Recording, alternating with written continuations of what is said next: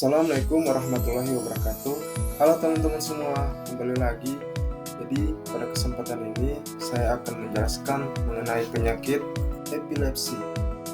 Teman-teman pernah lihat nggak seseorang yang tiba-tiba mengalami kejang-kejang? Jika teman-teman pernah lihat, orang tersebut mungkin telah mengalami gejala epilepsi. Mungkin sebagian teman-teman belum mengetahui apa itu epilepsi.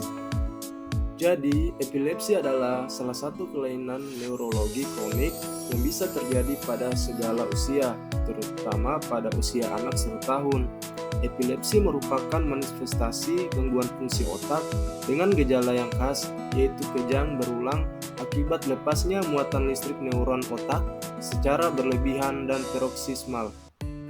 Epilepsi diklasifikasikan menjadi dua. Yang pertama itu epilepsi idiopatik atau epilepsi primer. Jenis epilepsi yang menyebabkan tidak diketahui atau disebabkan faktor genetik. Kemudian yang kedua ada epilepsi simptomatik atau epilepsi sekunder.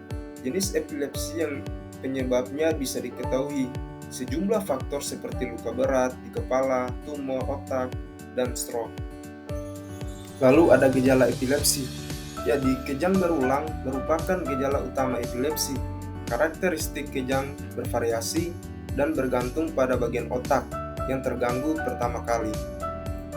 Kemudian, ada terapi non-farmakologi. Yang pertama itu amati faktor pemicu, terus yang kedua menghindari faktor pemicu, atau jika ada, misalnya stres, OR, konsumsi kopi atau alkohol, perubahan jadwal tidur, terlambat makan, dan lain-lain.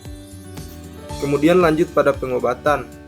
Obat yang digunakan pada penyakit epilepsi yang pertama ada benzodiazepin atau clonazepam, antikonvulsan poten efektif pada absence, tonic-clonic seuzures, dan miclonic seuzures, bersifat sedatif dan toleransi kuat di mana terjadi pada pemberian oral yang lama.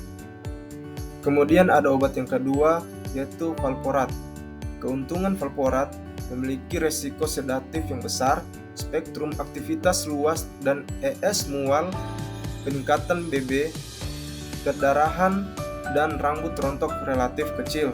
Kerugian dari valproat adalah kadang-kadang respon idiosinkritik menyebabkan toksisitas hepatik parah atau fatal. Kemudian yang ketiga obat ethosuximid, yaitu hanya efektif pada pengobatan kejang mikronik atau tanpa efek kehilangan kesadaran. Kemudian yang keempat ada obat Vigabatrin, gabapentin, dan topiramat.